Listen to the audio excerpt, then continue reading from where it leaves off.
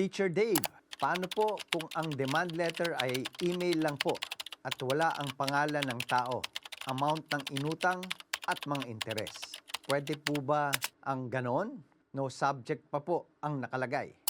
Teacher Dave, ang pangunahing intensyon ng demand letter ay ipaalam sa taong sinusulatan na kayo ay nagdedemanda o sa kaso ninyo ay naniningil ng utang. Upang magamit na ebidensya ang demand letter, dapat po na malinaw ang sinasabi nito. Malinaw dapat ang pangalan at address nito. Malinaw din dapat ang halaga na inyong sinisingil.